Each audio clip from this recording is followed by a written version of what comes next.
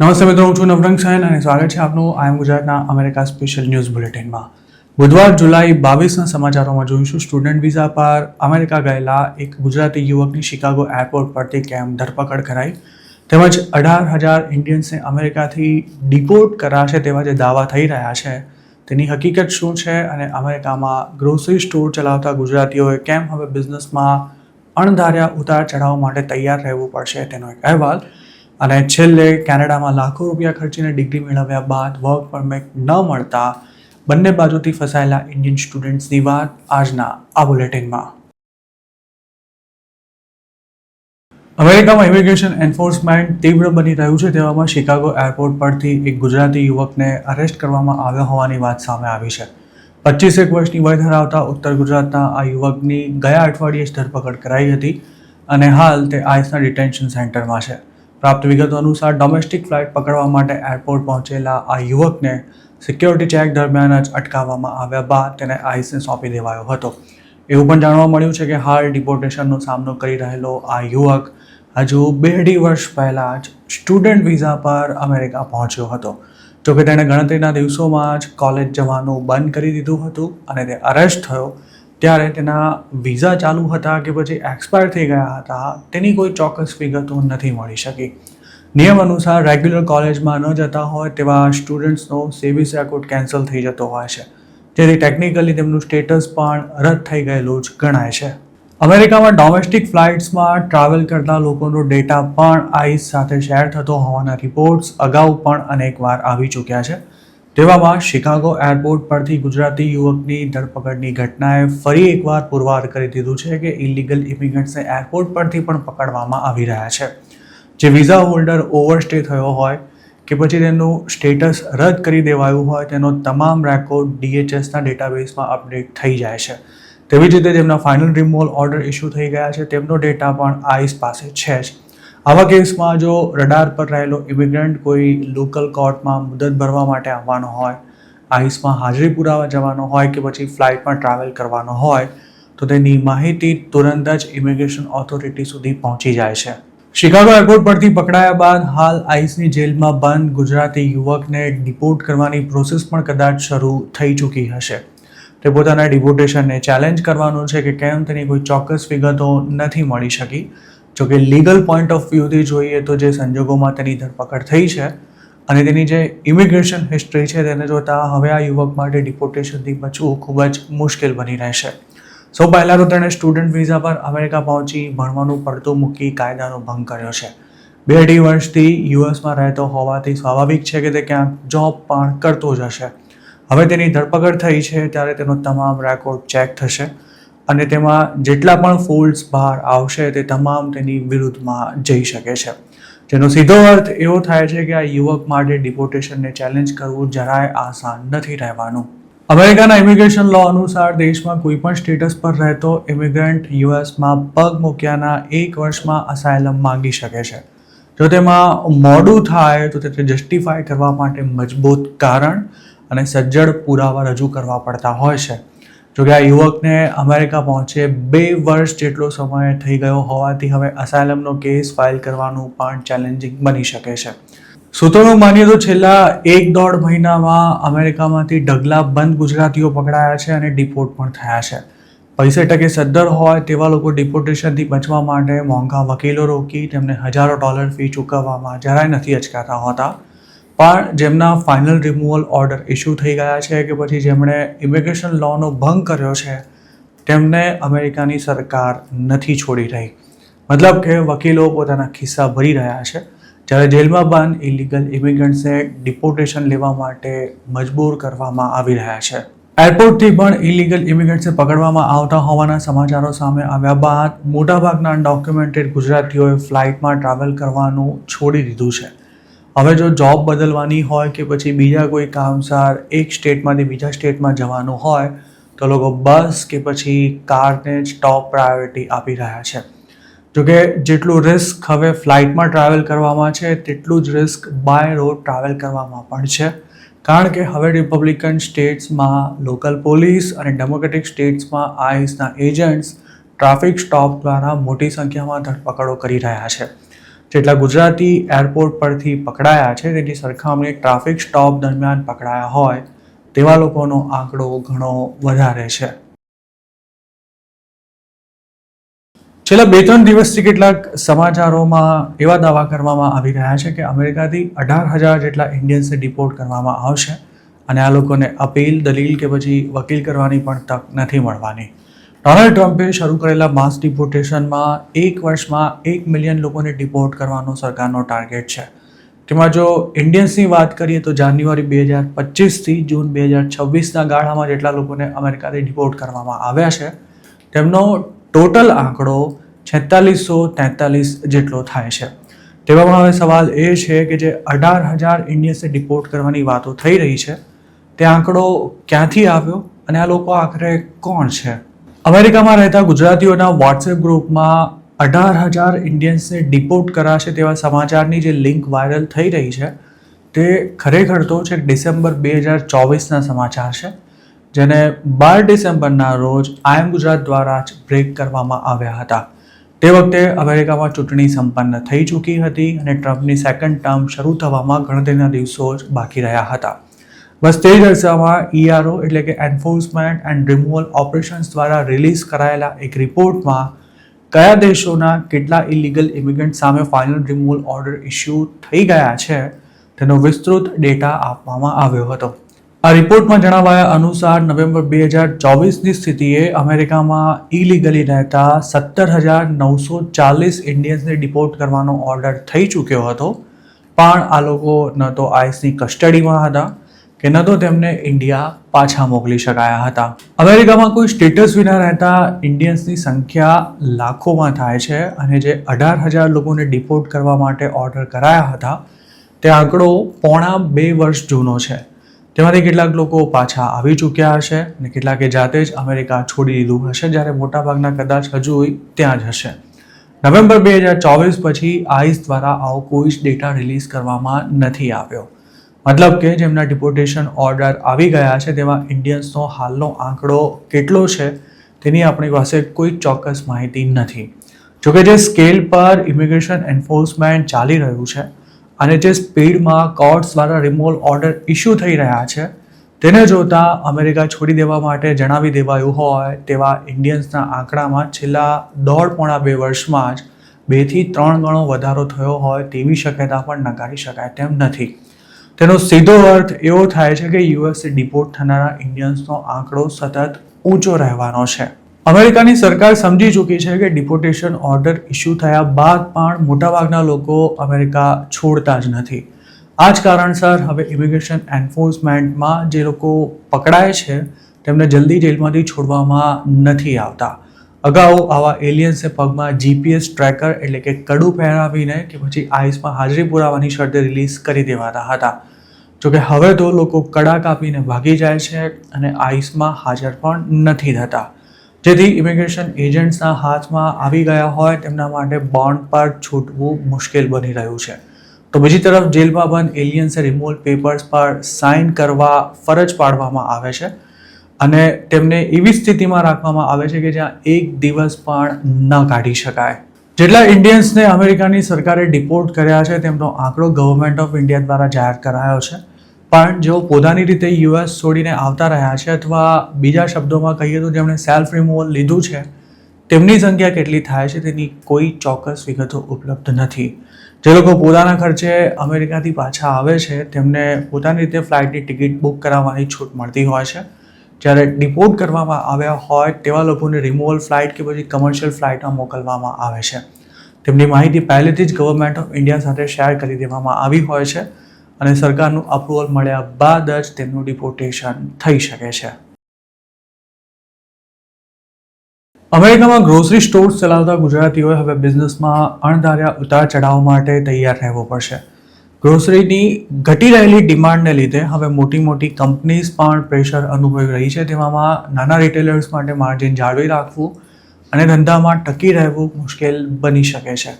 Barn and company દ્વારા તૈયાર કરાયેલા એક રિપોર્ટ અનુસાર ગ્રોસરીની સતત વધતી કિંમત અમેરિકન હાઉસહોલ્ડ્સ માટે ચિંતાનો વિષય બની રહી છે, જેને કારણે હવે લોકોની શોપિંગ હેબિટ્સમાં પણ પરિવર્તન આવી રહ્યું છે.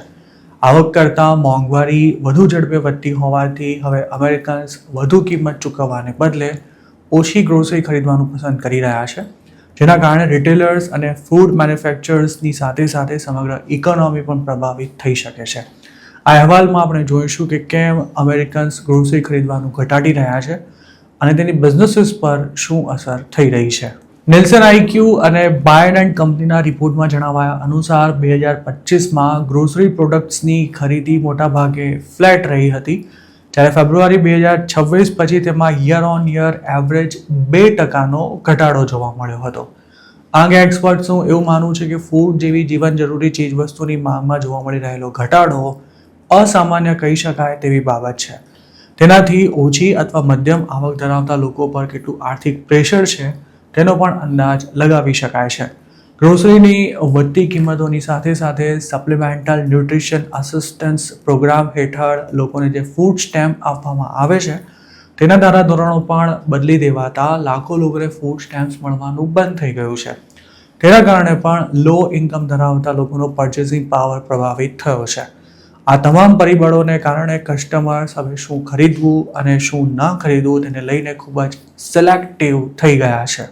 આ રિપોર્ટને ટાંકતા CNBCએ પોતાના એક અહેવાલમાં જણાવ્યું છે કે ગ્રોસરીની ડિમાન્ડ ઘટતા વોલમાર્ટ અને ક્રોગર જેવી જાયન્ટ રિટેલ કંપનીઓ પણ પ્રેશરમાં છે. આ બંને કંપનીઓએ પ્રમોશન્સની સાથે સાથે કિંમતોમાં ઘટાડો કરવા પાછળ ખાસું ઇન્વેસ્ટમેન્ટ કર્યું છે, જેની પાછળનો હેતુ પોતાનો બિઝનેસ જાળવી રાખવાનો છે. ડિસ્કાઉન્ટ્સથી રિટેલર્સ કસ્ટમર્સને રિટેન ચોક્કસ કરી શકે છે, પણ તેમનું પોતાનું પ્રોફિટ માર્જિન ઓછું થઈ જાય છે. હાલ અમેરિકામાં એવી સ્થિતિ છે કે રિટેલર્સ ઓછી પ્રોડક્ટ્સ વેચી રહ્યા છે અને જે આઇટમ્સ વેચાઈ રહી છે તેમાં પણ તેમનો નફો ઘટી ગયો છે. ઇન્ડસ્ટ્રી એક્સપર્ટ્સનું માનવું છે કે 2019માં શોપિંગ ટ્રીપનો ખર્ચો $300 આસપાસ આવતો હતો, જ્યારે આજે આ ખર્ચો $400 પણ વધી ગયો છે અને તેનાથી લોઅર ઇન્કમ ગ્રુપની સાથે સાથે મિડલ અને અપર ઇન્કમ ધરાવતા લોકો પણ પ્રભાવિત થયા છે. જીવન જરૂરી ચીજ વસ્તુઓની કિંમત વધી જાય ત્યારે લોકો નોન અસેન્શિયલ પરચેઝ ઘટાડી દે છે, જેના કારણે આખી ઇકોનોમી પ્રભાવિત થાય છે. કન્ઝ્યુમર્સ બિહેવિયરમાં થઈ રહેલા પરિવર્તન અંગે CNBCએ પોતાના રિપોર્ટમાં એવું જણાવ્યું છે કે 28% જેટલા શોપર્સનું એવું કહેવું છે કે તેમણે ગ્રોસરી પાછળનો ખર્ચો ઘટાડ્યો છે અને આવું કહેનારા અડધોઅડધ કસ્ટમર્સ સસ્તી બ્રાન્ડ્સની વસ્તુઓ ખરીદવા લાગ્યા છે, જ્યારે 40% કૂપન્સ, લોયલ્ટી રિવોર્ડ્સ અને પ્રમોશનલ ડિસ્કાઉન્ટ્સ શોધતા રહે છે. ગ્રોસરી આઇટમ્સની ડિમાન્ડ ઘટવા પાછળનું બીજું એક મહત્વનું કારણ વેઇટ લોસ મેડિકેશન્સ પણ છે. કેટલાક રિસર્ચમાં એવું જાણવા મળ્યું છે કે જે અમેરિકન્સ વજન ઘટાડવાની દવાઓ લઈ રહ્યા છે તેમનો ખોરાક ઘટી ગયો છે, જેથી તેઓ ગ્રોસરી ઓછી ખરીદી રહ્યા છે. હાલ આવા કસ્ટમર્સની સંખ્યા ઘણી જ ઓછી છે, પણ એક્સપર્ટ્સનું માનવું છે કે હજુ આ ટ્રેન્ડ શરૂ જ થયો છે અને ભવિષ્યમાં તેના કારણે સ્નેક ફૂડ્સ અને શુગરી બેવરેજીસની ડિમાન્ડ ઘટવાની છે. કન્ઝ્યુમર્સની શોપિંગ હેબિટમાં થઈ રહેલા ફેરફારને કારણે રિટેલ ઇન્ડસ્ટ્રીમાં ચાલી રહેલા કોમ્પિટિશનને એક નવી જ દિશા મળી છે. હવે ટ્રેડિશનલ સુપરમાર્કેટ્સને બદલે ડિસ્કાઉન્ટ ચેઇન્સ, વેરહાઉસ ક્લબ્સ અને વેલ્યુ ફોકસ્ડ રિટેલર્સનો બિઝનેસ વધી રહ્યો છે. જોકે એવું પણ નથી કે હવે સસ્તામાં સામાન વેચનારા જ માર્કેટમાં ટકી શકશે. રિટેલર્સે હવે ગ્રોસરી આઇટમ્સની સાથે સાથે રોજબરોજના વપરાશની ચીજવસ્તુ જેવી કે દૂધ, ઈંડા, ચિકન, બીફ અને બ્રેડ જેવી ચીજવસ્તુના ભાવ પણ પોતાના કોમ્પિટિટર્સ કરતાં ઓછા રાખવા પડશે. કોમ્પિટિશનમાં ટકી રહેવા માટે grocery chains loyalty program expand કરી રહી છે, પર્સનલાઇઝ ડિસ્કાઉન્ટ્સ વધારી રહી છે, તેમજ જેમાં વધારે માર્જિન મળતું હોય તેવી પ્રાઇવેટ લેબલ પ્રોડક્ટ્સનું વેચાણ પણ હવે વધારાઈ રહ્યું છે.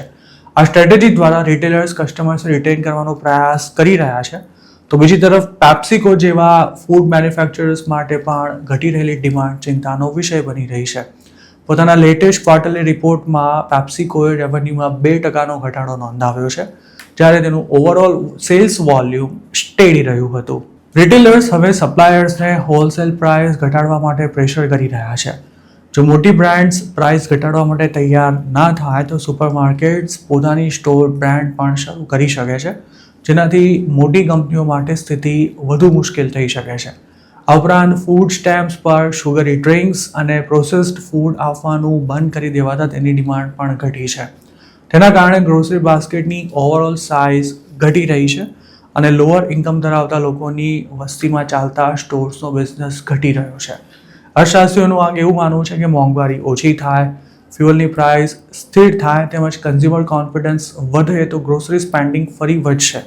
પણ ત્યાર સુધીમાં રિટેલર્સ અને મેન્યુફેક્ચરર્સનું સેલ્સ ઓછું રહેવાનું છે. તેમણે પ્રમોશનલ સ્પેન્ડિંગ વધારવું પડશે તેમજ કસ્ટમર્સને ખેંચવા માટેનું કોમ્પિટિશન પણ હવે વધશે.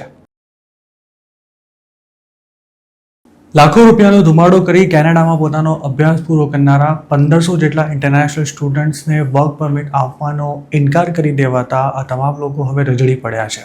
કેનેડિયન મીડિયાના રિપોર્ટ્સ અનુસાર જેમની વર્ક પરમિટ રિજેક્ટ થઈ છે તેમાં મોટાભાગના સ્ટુડન્ટ્સ ઇન્ડિયન છે અને તેઓ ઘણા સમયથી કેનેડામાં જ રહે છે. હાલમાં જ આ સ્ટુડન્ટ્સે કેલ્ગરીમાં એકઠા થઈ વિરોધ પ્રદર્શન કર્યા હતા. તેમનો આક્ષેપ છે કે IRCCએ તેમની સાથે ભેદભાવ કરતા વર્ક પરમિટ આપવાનો ઇનકાર કરી દીધો છે. આવા મોટાભાગના સ્ટુડન્ટ્સ પોર્ટેજ કોલેજ અને કેલ્ગરીમાં આવેલી તેની પાટણ ઇન્સ્ટિટ્યૂટમાં ભણેલા છે. તેમનો દાવો છે કે 1.5-2 વર્ષ પહેલાં જ પોસ્ટ ગ્રેજ્યુએટ વર્ક પરમિટ માટે અપ્લાય કરી દીધું હોવા છતાં પણ સ્ટડી પૂરું થતાં જ તેમની એપ્લિકેશન રિજેક્ટ કરી દેવાઈ છે. આ કોલેજમાંથી ડિપ્લોમા ઇન બિઝનેસ મેનેજમેન્ટ કરનારી જસપ્રીત નામની એક ઇન્ડિયન સ્ટુડન્ટે કેનેડિયન મીડિયા સાથે વાત કરતાં જણાવ્યું હતું કે તેણે 2 વર્ષનો કોર્સ પૂરો કરવા માટે $32,000 કેનેડિયન ખર્ચ્યા છે, પણ હવે તે આ દેશમાં વર્ક એક્સપિરિયન્સ મેળવી શકે તેમ નથી.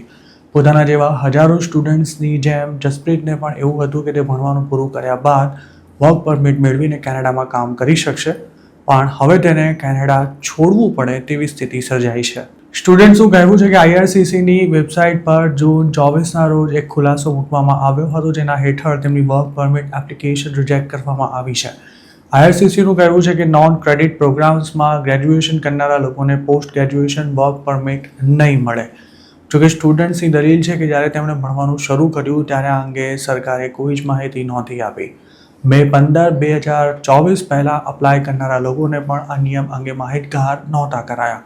સ્ટુડન્ટ્સની ડિમાન્ડ છે કે હવે જ્યારે સરકારે પોતાની પોલિસીમાં ફેરફાર કર્યા છે ત્યારે પહેલાં જે લોકો ભણવાનું પૂરું કરી ચૂક્યા છે તેમને તેમાં છૂટ આપવામાં આવે. કેલ્ગરીમાં આવેલી એક લો ફર્મ હાલ આવા 200 જેટલા સ્ટુડન્ટ્સને રિપ્રેઝેન્ટ કરી રહી છે. આ કેસ સાથે સંકળાયેલા લોયર્સની એવી દલીલ છે કે મોટાભાગના સ્ટુડન્ટ્સને એવી સ્પષ્ટ જાણ જ નહોતી કરાઈ કે તેમને ડિગ્રી લીધા બાદ વર્ક પરમિટ નથી મળવાની, કારણ કે જે પ્રોગ્રામમાં તેમણે એડમિશન લીધું છે તે PGWP માટે એલિજિબલ નથી. લોયર્સનું કહેવું છે કે ઇમિગ્રેશન ઓથોરિટીની ભૂલને કારણે સ્ટુડન્ટ્સમાં મૂંઝવણ ઊભી થઈ છે અને હવે તેમનું ભવિષ્ય દાવ પર લાગ્યું છે. તેમાં મહત્વની વાત એ છે કે આ જ ઇન્સ્ટિટ્યૂટમાં એક સરખા પ્રોગ્રામ્સમાં એનરોલ થયા બાદ ડિગ્રી લેનારા અમુક સ્ટુડન્ટ્સે વર્ક પરમિટ મળી ગઈ છે, જ્યારે તેમના કેટલાક ક્લાસમેટ્સની જ એપ્લિકેશન રિજેક્ટ કરી દેવાઈ છે. તેવામાં કઈ રીતે અમુક સ્ટુડન્ટ્સે વર્ક પરમિટ મળી ગઈ અને બીજા લોકોને રિજેક્શન કેમ અપાયું તેને લઈને પણ ખુલાસા માંગવામાં આવી રહ્યા છે. વર્ક પરમિટ મળી જશે તેવી ગણતરી સાથે મોટાભાગના સ્ટુડન્ટ્સ રેન્ટલ એગ્રીમેન્ટ સાઇન કરી ચૂક્યા છે. મોટાભાગના લોકોને લોન ચૂકવવાની બાકી છે અને સાથે જ કેનેડામાં રહેવા માટેના ખર્ચા પણ તેમને કાઢવાના છે. જેમને વર્ક પરમિટ નથી મળી તેમને એ પણ જાણ નથી કે એમને કેનેડામાં રહેવા દેવાશે કે પછી ઇન્ડિયા પાછા જતા રહેવાની ફરજ પાડવામાં આવશે. જોકે IRCCનું આ અંગે એવું કહેવું છે કે તેણે પોસ્ટ ગ્રેજ્યુએશન વર્ક પરમિટ માટેના એલિજિબિલિટી ક્રાઇટેરિયામાં કોઈ જ ફેરફાર નથી કર્યા. તો બીજી તરફ સ્ટુડન્ટ્સનો એવો દાવો છે કે 2026માં જ પોલિસીમાં રાતોરાત ફેરફાર કરવામાં આવ્યો છે.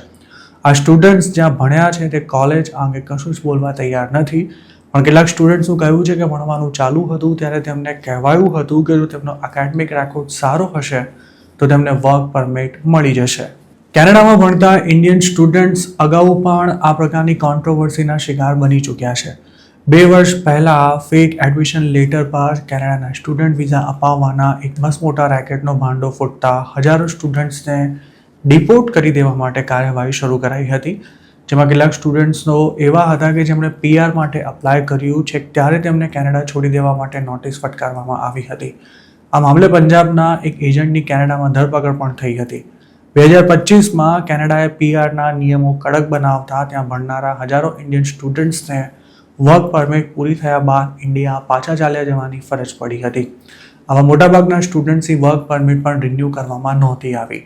એક સમય હતો કે જ્યારે ઇન્ડિયન સ્ટુડન્ટ્સ માટે કેનેડા હોટ ફેવરિટ કન્ટ્રી હતી, કારણ કે ત્યાં PR આસાનીથી મળી જતા હતા. પણ કેનેડાએ ધીરે ધીરે વિઝા આપવાનું ઓછું કરવાની સાથે નિયમો સખ્ત બનાવતા હવે ત્યાં ભણવા જનારા ઇન્ડિયન સ્ટુડન્ટ્સની સંખ્યા સાવ તળિયે પહોંચી ચૂકી છે. તો મિત્રો, આ હતા અમેરિકાના આજના મુખ્ય સમાચાર. આપને જો અમારી રજૂઆત પસંદ આવી હોય તો આ વિડીયોને લાઇક અને શેર કરવાનું તેમજ આઈ એમ ગુજરાતની યુટ્યુબ ચેનલને સબસ્ક્રાઇબ કરવાનું ભૂલશો નહીં, કારણ કે માત્ર આ ચેનલ પર આપને મળશે અમેરિકામાં રહેતા ગુજરાતીઓ માટેના તમામ મહત્વના સમાચાર, અને તે પણ આપની પોતાની ભાષામાં. આપ જો અમારી સાથે કોઈ ટિપ શેર કરવા માંગતા હો તો હાલ સ્ક્રીન પર દેખાઈ રહેલા વોટ્સએપ નંબર પર પણ અમારો સંપર્ક કરી શકો છો. આપની ઓળખ ગુપ્ત રાખવામાં આવશે.